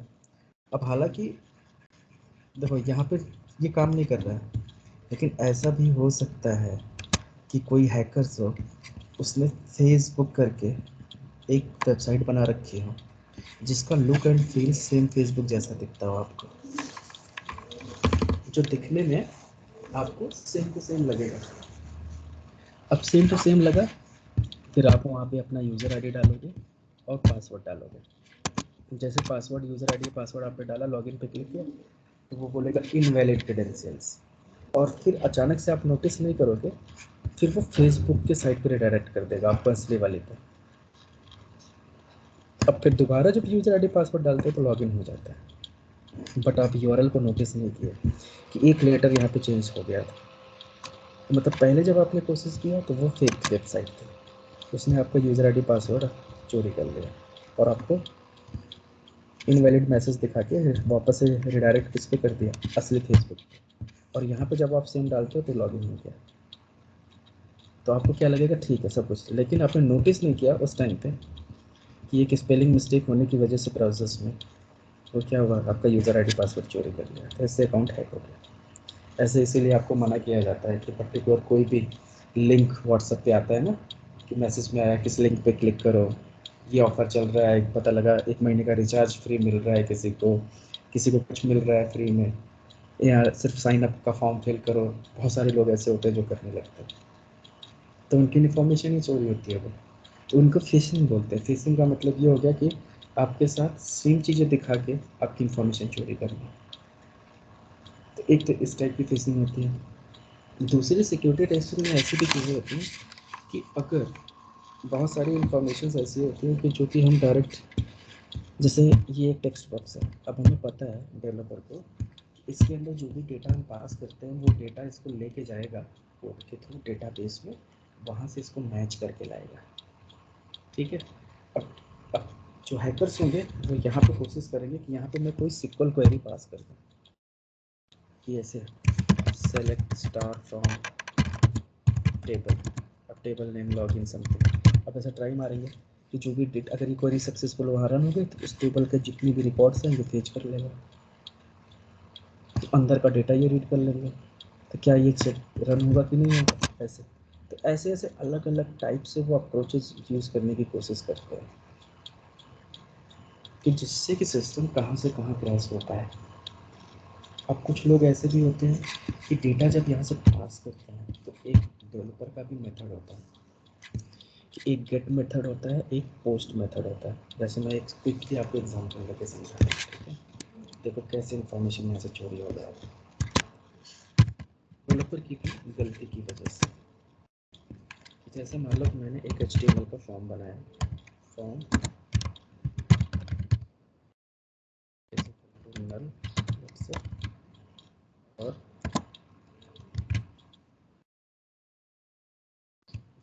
क्लोज कर दिया स्लैश फॉर्म, और यहाँ पे लिख दिया method is equal to let's say get. और इस फॉर्म के अंदर मैं सिर्फ यूज़र आईडी पासवर्ड का 2 कॉलम बनाता हूँ, लेट्स से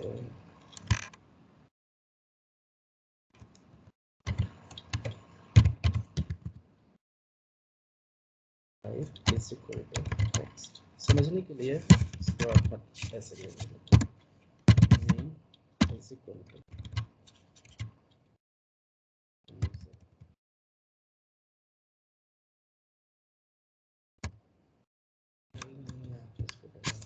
पासवर्ड की, और यहाँ पे input is equal to submit।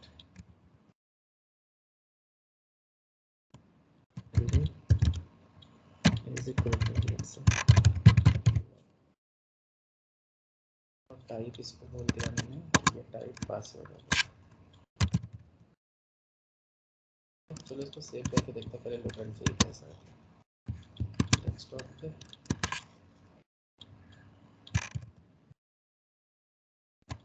Test .html और ऑल फाइल्स देखते हैं। इस टेस्ट में ये इसको ओपन करते हैं तो समथिंग, ये देखो 2 फील्ड बन के आ गया। अब इसमें हम डेटा पास करते हैं।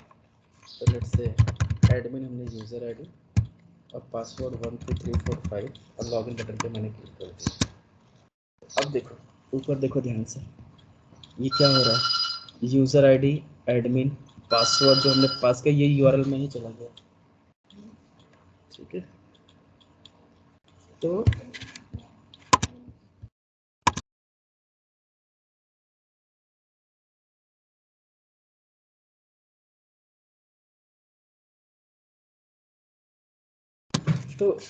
यहाँ पे देखो अब क्या हो रहा है कि हमने जो फॉर्म में फिल किया वो सीधे यहाँ पे विजिबल हो रहा है, एनक्रिप्टेड भी नहीं है।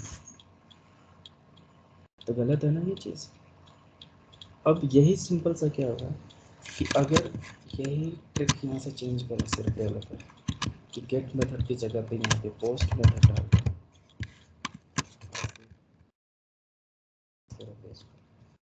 इसको क्लोज करें और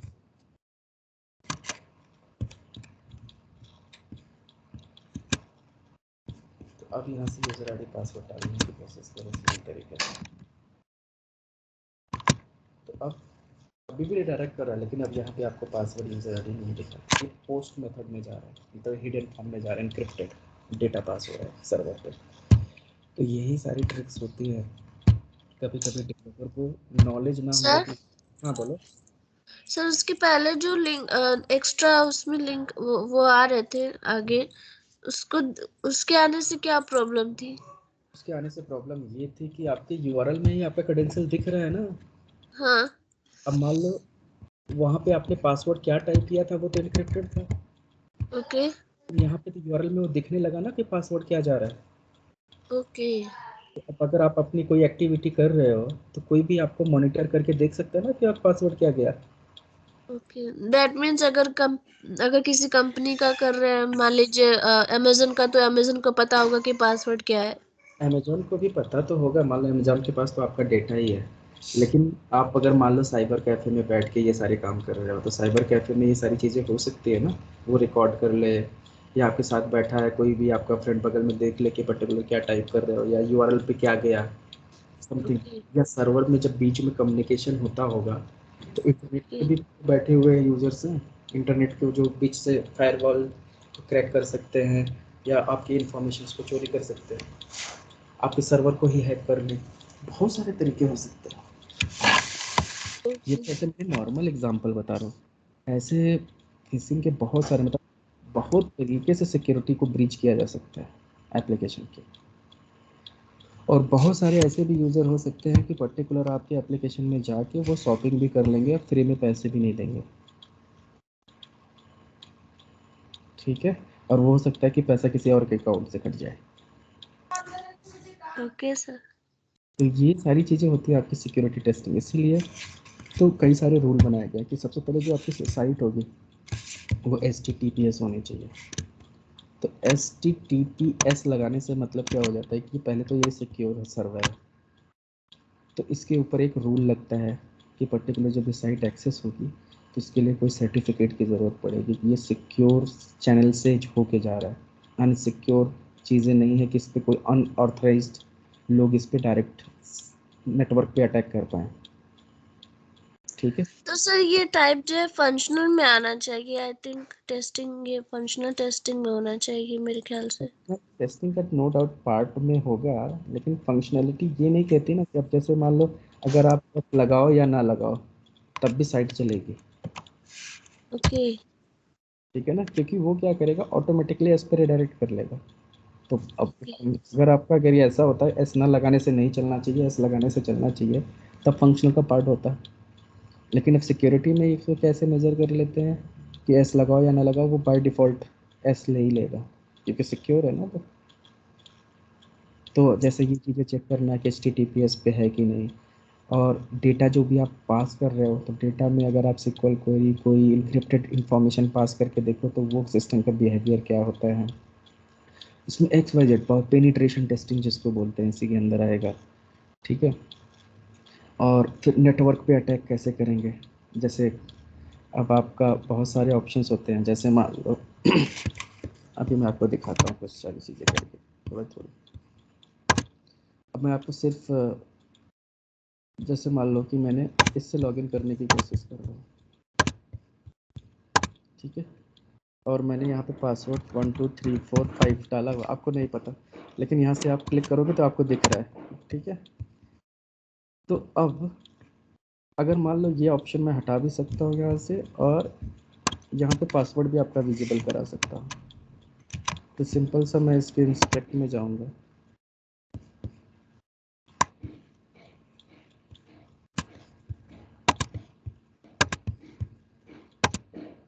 ठीक है, और यहाँ से जाके मैंने टेक्स्ट कर दिया। अब देखो, अब आपका पासवर्ड यहाँ से विजिबल हो गया बिना इस पर क्लिक किए हुए। अभी देखा इस पर बाद में हुआ, लेकिन मैंने यहाँ से अभी इसको मैं विजिबल करा दिया। सिंपल सा मैंने जाके कोड में चेंज कर दिया, चेंज हो गया। तो सर पासवर्ड डालने से इंक्रिप्टेड हो गया ये? इनक्रिप्टेड नहीं हो गया, मतलब ये तो फंक्शनलिटी हो गई कि पासवर्ड आपका इनक्रिप्टेड होना चाहिए ना, कोई भी हाँ। टाइप करो तो दिखने नहीं चाहिए। लेकिन मैंने आपके बॉक्स को ही चेंज कर दिया ऐसे मोड में कि अब इसमें कोई भी कुछ भी टाइप करेगा इनक्रिप्टेड होगा ही नहीं। अब कुछ भी टाइप करो इनक्रिप्टेड ही वही नहीं। मैं पूछना चाह रही थी कि पासवर्ड डाल मतलब टेक्स्ट की जगह जब पासवर्ड डाला तो इंक्रिप्टेड हो गया। राइट। तो ऐसे टाइप की चीज़ें होती हैं कि मतलब आपकी एप्लीकेशन को टेम्पर कोई कर सकता है, बाहर से कि नहीं कर सकता, उसकी फील्ड में जाके ऐसे चीज़ें कर ले, और जब ये नेटवर्क पे जाए डेटा लेके तो वहाँ से इंफॉर्मेशन चोरी कर ले। तो बहुत सारे तरीके इसके हैं करने के। सिक्योरिटी टेस्टिंग अपने आप में बहुत बड़ी चीज़ है कि बहुत तरीके से सिस्टम को ब्रेक किया जा सकता है, कोड लेवल से, नेटवर्क लेवल से, सर्वर लेवल पे, कई सारे जगह से एप्लीकेशन को ब्रेक किया जा सकता है।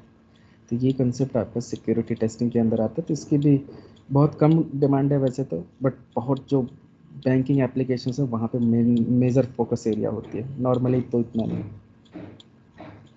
सर ये रियल टाइम एप्लीकेशन में सारे टाइप्स के टेस्टिंग टेस्टर ही करता है क्या, जो भी रहती है सिक्योरिटी, अब सिक्योरिटी टेस्टर अलग होते हैं, परफॉर्मेंस टेस्टर अलग होते हैं। जैसे आप नॉर्मल मैनुअल टेस्टिंग जो आप कर रहे हो, आपकी रिस्पॉन्सिबिलिटी नहीं है कि सिक्योरिटी टेस्टिंग करना, आपकी रिस्पॉन्सिबिलिटी नहीं है परफॉर्मेंस टेस्टिंग करना। तो ऐसे सबके अलग अलग बंदे आते हैं। परफॉर्मेंस टेस्टर अलग होते हैं जो परफॉर्मेंस मेजर करते हैं, जिनको एक्चुअल में लोड रनर या आपका जे मीटर वगैरह पे काम किया होता है उन्होंने। ऐसे ही सिक्योरिटी के टेस्टर्स अलग होते हैं, ऐसे ऑटोमेशन टेस्टर अलग होते हैं। आपका काम वही वाला मेन है कि जो टेस्ट केसेस लिखना, उसकी मैनुअल टेस्टिंग करना, ये वो सिंपल वाला, ठीक है। डोंट वरी, इतना हार्ड ये नहीं है कि सोचो कि मैनुअल टेस्टिंग का ही पार्ट है। बट जनरली इंटरव्यू में आपसे पूछने लगते हैं कि ये चीज़ क्या होती है, ये चीज़ आपको कंसेप्ट पता होना चाहिए, ठीक है। अब आगे आपको बात करते हैं कि टेक्निक्स कौन कौन सी होती है टेस्ट करने की, कि जैसे boundary value analysis, equivalence class partitioning. होते हैं ना कुछ तो हाँ क्या? प्रिंसिपल्स सॉफ्टवेयर टेस्टिंग के हाँ होते हैं ना कोई हाँ, तो सुना है मैंने। सॉफ्टवेयर टेस्टिंग के प्रिंसिपल्स भी होते हैं, स्ट्रेटजीज भी होती हैं। सॉफ्टवेयर टेस्टिंग की जैसे लाइफ साइकिल्स होती है ना, वैसे हर चीज़ होती हैं। प्रिंसिपल के पीछे क्या है कि इसके क्या गोल्डन प्रिंसिपल्स हो सकते हैं टेस्टिंग के। तो ऐसे अलग अलग चीज़ें हैं, उसमें भी फेजेस बता सकते हो, या उसमें भी अलग अलग प्लानिंग्स कि क्या अचीव करना चाहते हो। या तो आपसे कुछ ऐसे भी पूछा जाता है कि टेस्टिंग ऑब्जेक्टिव्स क्या होती हैं, टेस्टिंग आर्टिफैक्ट्स क्या हो सकती हैं। तो अभी बहुत सारी चीज़ें ऐसी टर्मिनोलॉजीज हैं जो आपको पढ़ना बचा हुआ है। इसके पूरे सिर्फ टर्मिनोलॉजीज और डेफिनेशंस पे ही पूरा इंटरव्यू आपका चलने वाला है। तो एक एक करके जितना समझते जाओ इसको अच्छे से पढ़ते चले जाओ, याद करते जाओ उसके टर्मिनोलॉजीज को, जितना मैं बताता जाऊँ स्टेप बाय स्टेप, फिर धीरे धीरे सब समझ में आ जाएगा बहुत आसानी से। तो अभी हम बात कर रहे हैं जैसे टेस्टिंग टेक्निक्स क्या होते हैं, अब कितने तरीके से आप टेस्टिंग को परफॉर्म कर सकते हो। तो बहुत तरीके होते हैं टेस्टिंग करने के, डिपेंडिंग अपॉन सिनेरियोज। कि जैसे मान लो कि अब आपका एप्लीकेशन है, आप एप्लीकेशन के अंदर लेट्स से F5, अब मैं इसमें लॉगिन करता हूँ एक मिनट।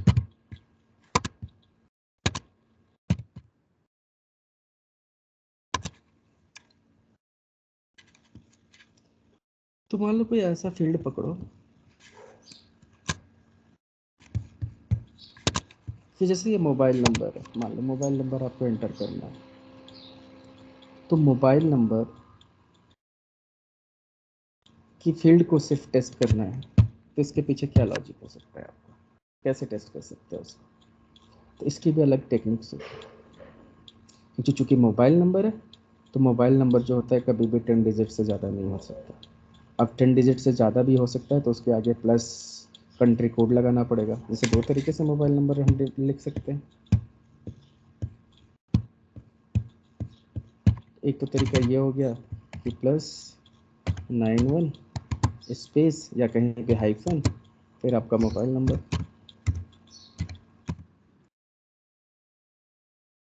तो ये तरीका हो गया। दूसरा तरीका डायरेक्ट लिखो नंबर, 0 लगा के कुछ लोग लिख देते हैं, ठीक है।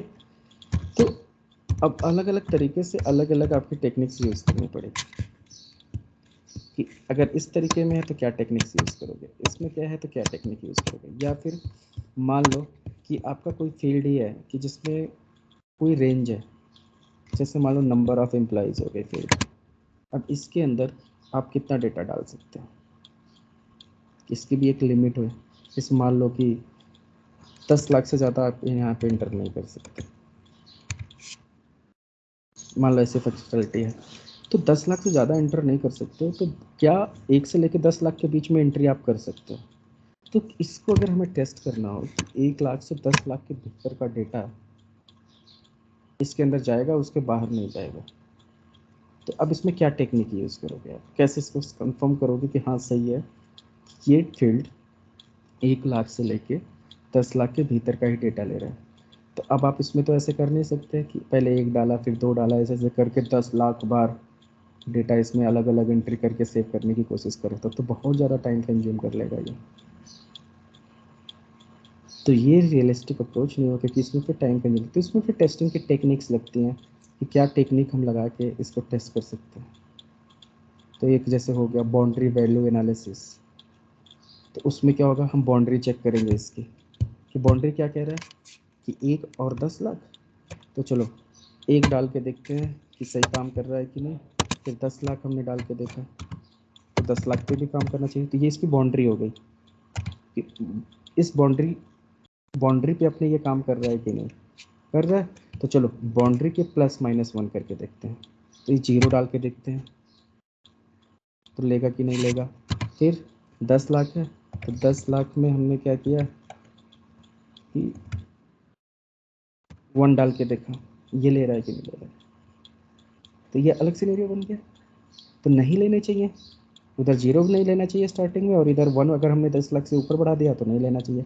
तो मतलब यहाँ तक अब हम श्योर हो रहे हैं कि बाउंड्री के भीतर के डेटा को अब टेस्ट करना है कि बाउंड्री वैल्यू जो है इसकी +-1 जो एग्जैक्ट डेटा है उसके साथ ये काम कर रहा है सही। अब इसके अंदर करने के लिए कि अब 10 लाख, चूँकि 10 लाख डेटा हम डाल नहीं सकते, तो इसको अब टेक्निक हम क्या करेंगे, अब दूसरी टेक्निक यूज़ करेंगे, इक्विवेलेंस क्लास पार्टीशनिंग। तो पहले हम क्या करेंगे कि इसके अंदर जो भी डेटा है उसको 2 टुकड़े में तोड़ दो। तो 10 लाख है तो लेट्स से अब इसका हमारा 2 रेंज निकाल देंगे। 10 लाख को हमने डिवाइड किया 1 से लेकर 5 लाख तक, एक रेंज बना दिया। और दूसरा रेंज बनाया फिर हमने 5 लाख 1 से लेकर 10 लाख तक। 4 इंच बन गई। तो हमने क्या किया, उस 10 लाख को इक्विवेलेंस पार्टीशनिंग मतलब 2 बराबर भागों में तोड़ दिया, 2 इक्विवेलेंट पार्ट बनाए। तो उसका क्या हो गया, 1 से 50 को अलग किया और 50 से 10 को अलग कर दिया। तो ऐसे 2 पार्ट में डिवाइड हो गया। अब फर्दर इसकी बाउंड्री वैल्यू चेक करो और इसकी बाउंड्री वैल्यू चेक करो। अब जाके एप्लीकेशन में एंटर करने की कोशिश करो कि 5 लाख प्लस माइनस 1 ले रहा है कि नहीं ले रहा है। फिर ऐसे इसका प्लस माइनस 1, इसका प्लस माइनस 1 करके चेक करो। तो ये सिनेरियो ब्रेक कर करके ऐसे कुछ लेवल तक जाएंगे और मेक श्योर करेंगे कि हाँ ठीक है, ऐसे ये डेटा को एक्सेप्ट कर रहा है। तो हम मेक श्योर कर सकते हैं कुछ टाइम में ये इसके बीच का टेस्ट डेटा ही एक्सेप्ट कर रहा है कि नहीं कर रहा है समथिंग। तो ऐसे टेक्निक्स कुछ होती हैं जो यूज़ में आती हैं, इसके बारे में और आगे डिटेल में बात करेंगे। तो यहाँ तक किसी कोई क्वेश्चन? No sir. ठीक है, तो इतना आप लोग इसको रिवाइज करो और पढ़ो, फिर कल कनेक्ट करते हैं। तो इस वीक थोड़ा सा प्रॉब्लम है कि टाइमिंग को लेके, क्योंकि अभी मैं बाहर हूँ तो मेरे जैसा काम होता है उस हिसाब से टाइम निकालना मुश्किल होता है।